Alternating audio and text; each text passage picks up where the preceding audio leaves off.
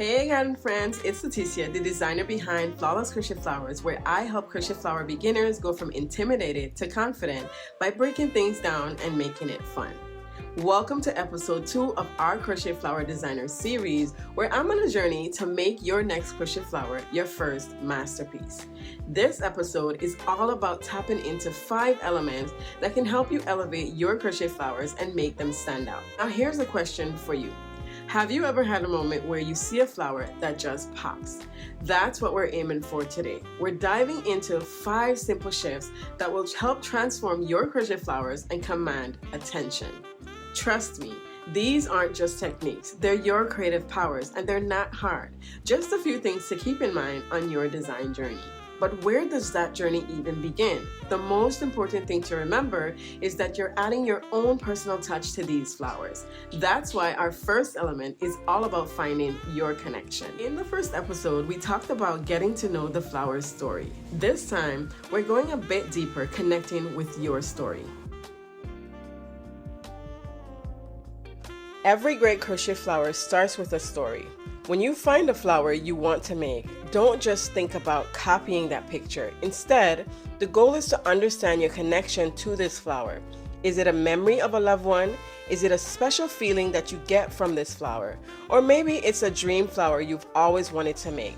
When you stitch your story into your creation, infusing it with meaning, it's no longer just a flower. It has now become a piece of you. It becomes something truly special. And that personal connection, that story that you stitch into your design, is what gives your flower its unique character and personality. But to truly bring that story to life, to make it resonate with others, we need to speak another language. That brings us to the second element, using the language of color. So you've got your story, but how do you translate that feeling, that emotion, into something tangible? When we create, we're not just making something beautiful to look at. We want to create something that feels beautiful. How do you make your viewers feel what you felt when you created it? That's where color comes in. If you want to make your crochet flower really stand out, you must understand that it's about more than just having pretty petals. Because just like any other emotions, colors have the ability to change everything.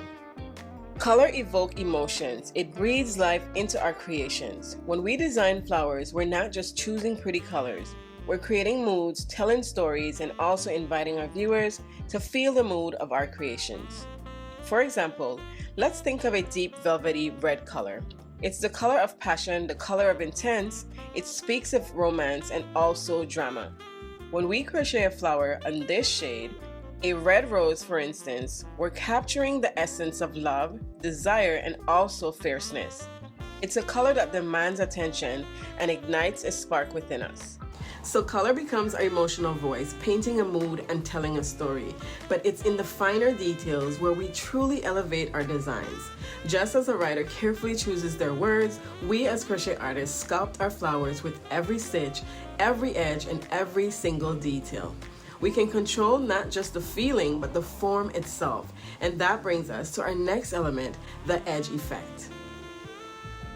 We've explored how color speaks to the heart. Now let's talk about how edges speaks to the eye.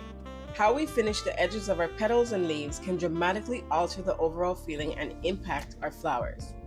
It's not just about neatness, it's about conveying a specific mood, a specific story. The edge effect can elevate your flowers from ordinary to extraordinary. Think of it as the finishing touch, the polish that completes a masterpiece. Giving your petals and leaves a clean, sharp edge is all about control and intention. You can easily achieve this with single crochet stitches, speaking the language of precision and structure. And then there's the edge that flows, that gives your flower a sense of movement.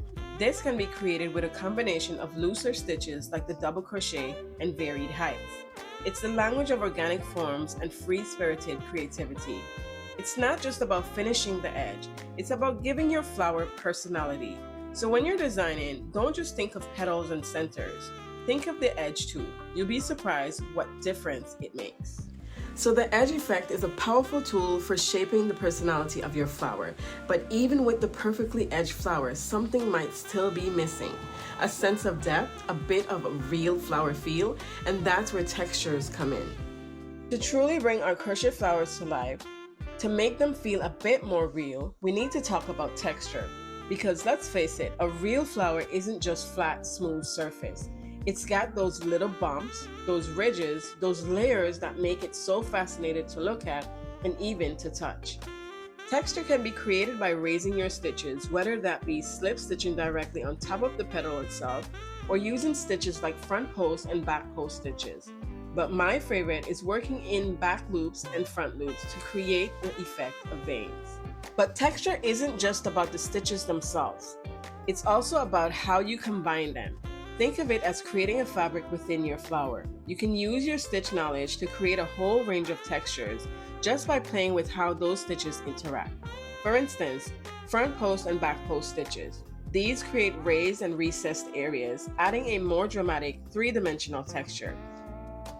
You can use them to mimic the intricate patterns on the flower's surface or to create a more abstract sculptural effect. See the difference? A flat, smooth flower feels lifeless compared to one with texture, even when you're just using your knowledge of stitches.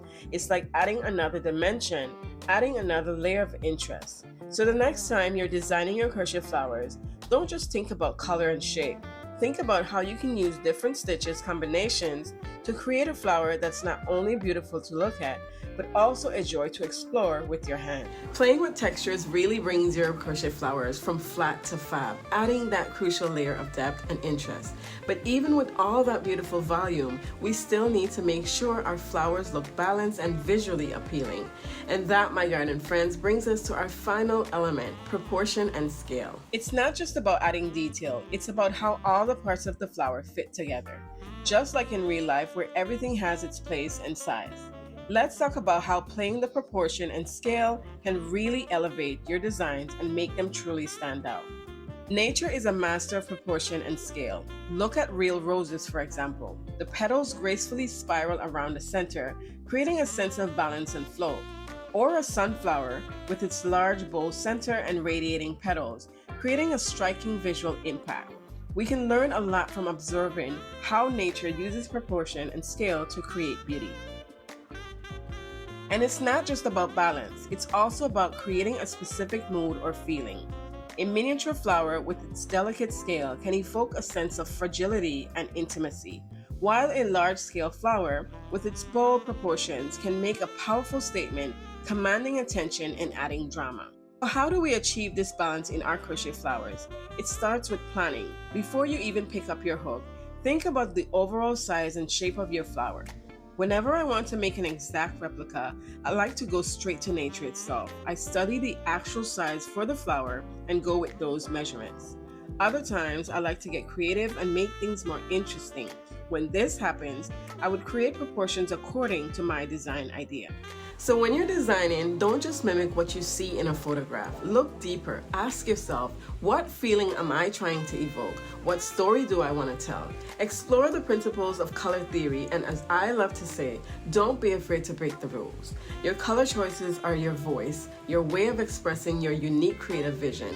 It's your way of turning thread into an emotional experience for your viewers. Remember, there are no hard and fast rules. It's about finding what works for your design, what resonates with your creative vision. And that wraps up our dive into the 5 elements that truly elevate your crochet flowers. We've explored story, color edges, textures, and proportion, all essential tools to turn thread into floral masterpieces that resonate. By applying these elements, you're creating not just flowers, but experiences, emotions, and your own unique stories. I hope this has inspired you to see your crochet flowers in a new light. Be prepared, because in our next video, we'll be tackling 3 simple petal shapes, the building blocks for your own designs. You won't want to miss it. Subscribe and stay tuned. Keep creating, keep exploring, and keep blooming.